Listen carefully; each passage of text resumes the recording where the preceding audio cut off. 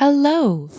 We have two stories today with a return to the traditional home of malicious compliance.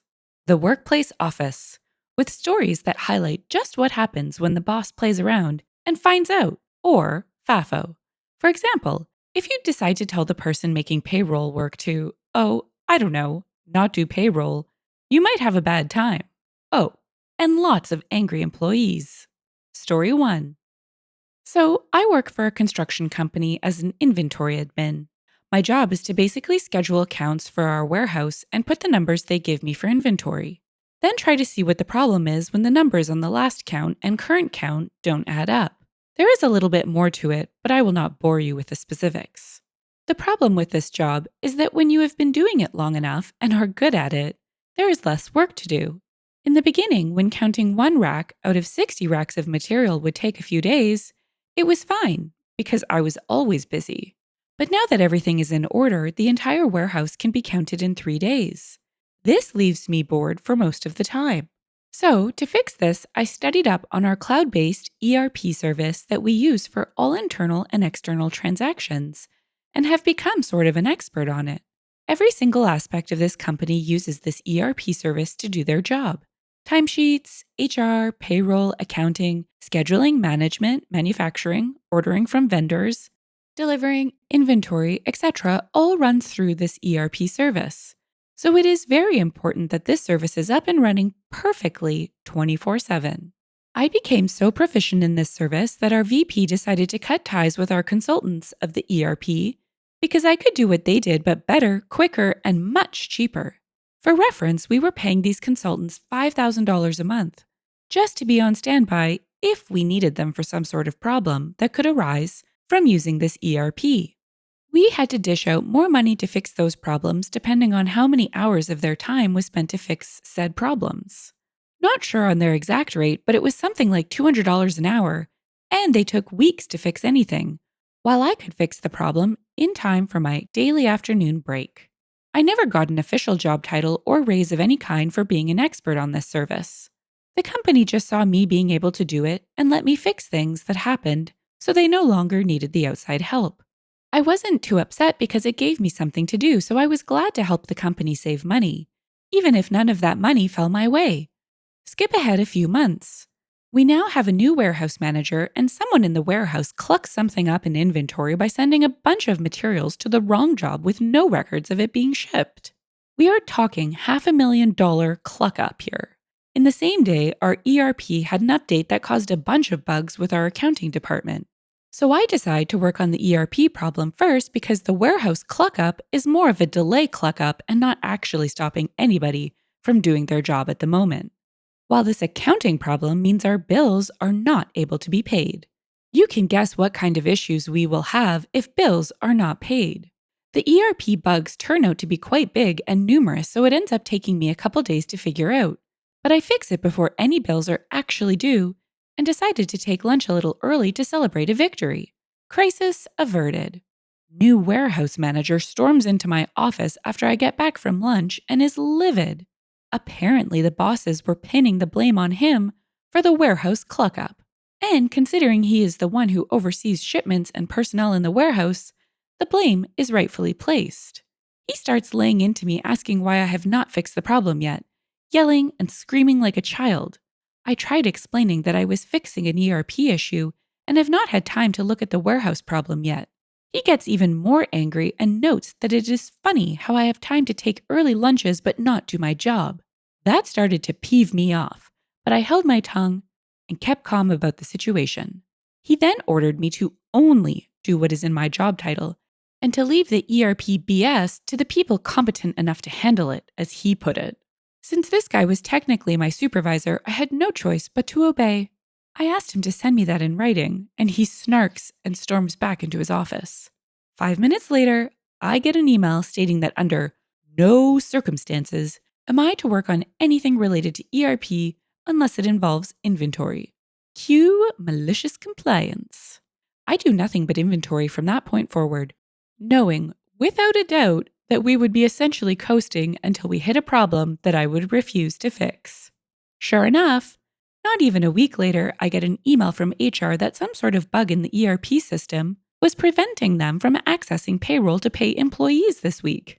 I reply an apology that I am no longer able to work on ERP bugs due to supervisor and refer them to the ERP system help guide for further assistance. I knew the help guide was not going to help her in the slightest, but it was no longer my problem, so I was not going to deal with it. Skip a few days later to Friday. I checked my bank account in the morning before getting to work and laughed because there was no money deposited. That problem never got fixed. I hurry up and get to work, excited to see the chaos unfold. And what I was expecting was an understatement. When I show up to work, I see the entire warehouse staff of 50 people walking out of the front door. I stopped one and asked why they are leaving, and they replied with, "I didn't get paid today, so I am not coming back until I do." I go into the office and see the warehouse manager in a panic. He has jobs that need material and nobody to load it onto trucks or deliver. I ask him if he needs help with anything, and he just screams at me to leave his office because he is getting phone calls from superintendents of jobs asking why our material has not arrived yet. I pass by HR on the way to my office and see a bunch of the bosses huddled up over her computer with angry and confused expressions on their face. I guess trying to figure out the problem. I felt bad for her because it really was something out of her control, but I knew she would ultimately be okay because she had been there for so long that they would never fire her. When I get to my office, I see the VP waiting for me there. He has a very peeved off expression on his face. When we get inside, he demands to know why I did not fix the problem in HR when she emailed me about it. I replied that I am no longer allowed to work on ERP problems as it is not in my job title. He has the most shocked look on his face and asked why all of a sudden I had a change of heart. I show him the email from warehouse manager, and I could see the dots connect in his head. He immediately storms out, and I see him heading straight to the warehouse manager's office. They were in there for a few hours, but eventually he comes back to my office. He seems calmer now and asks me politely if I can fix the problem in HR and if I can resume fixing the ERP if needed. At this point, I liked the relief of responsibility and told him I would only do it if he put it officially in my job title, along with a raise. His calmness turned to anger again, and he says, "I cannot believe you," as he storms out and returns to his office. A few hours later, he sends out a mass email that he has hired the old ERP consultants to fix the problem and that next week everyone would be paid for the money they are owed, along with the money they earned if they returned to work. This one surprised me, as he would rather pay over $60,000 a year to consultants than give me a few extra bucks an hour for better work. I think he expected me to change my mind and just do it for my own paycheck, but I decided to wait. I knew how these consultants were, and if they managed to fix this problem in a week, I would streak naked through the office. Most of the warehouse staff agreed to return, but were still upset about not getting paid. Sure enough, next Friday comes around. Nobody gets paid again. At this point, it is becoming a real problem, and the entire staff is becoming agitated. They have bills to pay. I even heard a bunch of the warehouse talking about some competitors nearby they could go work for. At this point, I even considered just fixing the problem because the warehouse didn't deserve to be treated like that due to poor management. Maybe I am the jerk here for this, but I am severely underpaid and can barely afford my apartment. There is no reason I should do extra work for free. That same day, the VP returns to my office and hands me papers. These papers said that I would be promoted to a newly created position that dealt with inventory and ERP upkeep. It would be its own department, and he would be my direct supervisor. Also came with a hefty raise. All I had to do was sign and agree. I looked up at him after reading the paper, and he had the saddest look on his face. "Please just sign it. The consultant said it would take them weeks to get around to fixing it due to the high volume of clients they have taken on, and we cannot keep skipping paychecks." I happily signed it and immediately got to work on the HR issue. Managed to even fix it that same day. It was just a simple problem with the permissions of HR and payroll in the ERP due to the update. In the comments, Fanique said, "Nicely done and nicely written. I'm impressed how you stood up for yourself with the VP. What happened with your manager? Seems like he was in a bit of a pickle." OP replied, "He got his rear end chewed out for it pretty good and has avoided me as much as possible since then. Haven't talked to him since this happened." Criminal DM said, "Call the ERP consultants. They might pay better. Get some experience in client management, sales, etc., and then go solo. $200 per hour is low depending on your specialty. Granted, you are unlikely to bill 2,000 hours a year. Still, if you can bill 1,000 hours at $300 per hour, that's $300,000. You'll be on the hook for taxes, insurance, etc., but I'm guessing it is a higher take home than you've currently got. OP replied, "That is one of the big reasons why I started looking into ERP. Saw how much we were paying those consultants to mostly sit on their rear end. Probably going to become a consultant myself when this company crashes and burns." I was wondering what happened with the warehouse manager, too.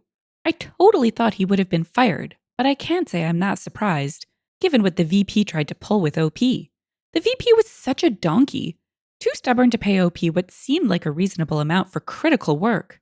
Thankfully, OP had the ultimate leverage. In this case, they didn't even have to threaten to quit.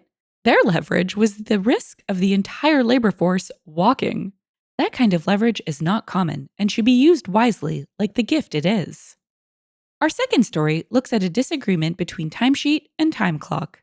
Surely a manager would look at the long-term good and decide to side with what makes the most sense and not just what would immediately benefit the company. Right? I mean, nobody would expect an employee to exploit a loophole after the boss uses it to swindle them. Right? Story 2. Not 100% this qualifies as malicious compliance, but here goes. 8 or 9 years ago, I was baker at a popular fast food chain in my country. I've always been a model employee, so one day I was surprised the manager asked me into her office. She reprimanded me because I had taken a 45-minute instead of 30-minute break one day the previous week. I remembered that day, and indeed I had taken more than 30 minutes. 31 minutes to be exact. And that was because, on my way back, someone had a concern that I took the time to resolve. I explained that to her, but she was adamant that the system rounded to the nearest 15 minutes, and that if it said 45 minutes, then there was no way I could have only been 1 minute late. She made it clear that it was my fault, and that the punch system is law since it can't lie. On my next shift, I looked into it. On the punch system, there is a way to see at what time you punched.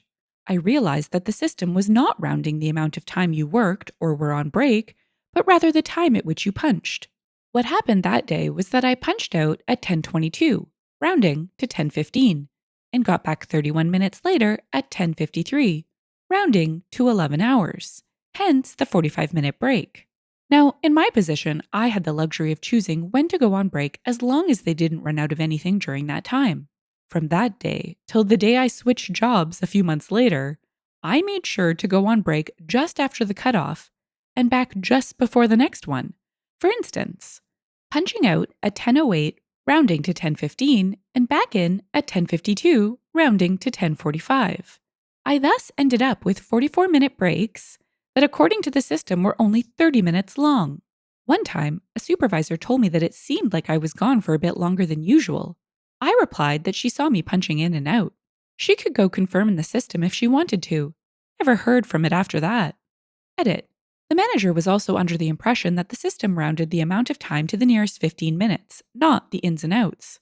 That's also what they tell you during recruitment, hence why I initially thought that's how it worked. The supervisor who noticed was a part-timer, not the same person as the manager. I also don't think they actually cared, just found it strange. Before leaving, I did share the trick with a few coworkers, but since cashiers have a supervisor that coordinates break time, they can't really be late. For them, 1 minute late is actually noticed by someone, let alone 14. In the comments, Groon the Destroyer 84 said, "Had the same system at a job a while back, started leaving at 3:53 every day. I beat traffic when I did that, and it automatically rounded up to 4 every time. When a coworker asked about it, I replied, I wouldn't play the game if there wasn't a game to be played." Shadow Dragon added, "Boss confrontation. Where the Hades do you think you're going? It ain't 4. You. Ah, but it is on the punch clock, and that's what matters. Boss. The Hades, you say? You, on the way out the door. See you tomorrow at 8:07. In response to, she made it clear that it was my fault and that the punch system is law since it can't lie. Clayco said, but she admitted it rounds, so if it's rounding, it's literally lying. Mandelbaum added, she was under the false impression that it measured the break duration and then rounded. In her mind, if he took a 31-minute break, it would round to 30. In her mind, he'd have to take a minimum 37 or 38, which is longer than his stated 31, for it to round up to 45. So she thinks OP is the one in the wrong or lying. She thinks the clock can't lie in that his break was much longer than 30 minutes, but that it's not rounding. She's still dumb, ignorant, and stubborn. OP replied, "That's exactly how she thought the system worked. And that's how they explained it during recruitment. Turns out they never actually checked out how it really worked." Not that I'm saying OP was lazy, but this story, combined with the comments, reminds me of a response to a recent story about a Kevin, which I'll link for those that missed it. Listener John Cochran quoted a general that gave the highest post and responsibility to clever and lazy people, which I think is pure brilliance. OP was obviously more clever than his supervisor, and apparently all the higher-ups who had no clue how this punch clock actually worked. I really think there is something to this principle of promoting clever and lazy people. In this case, OP promoted himself to another job.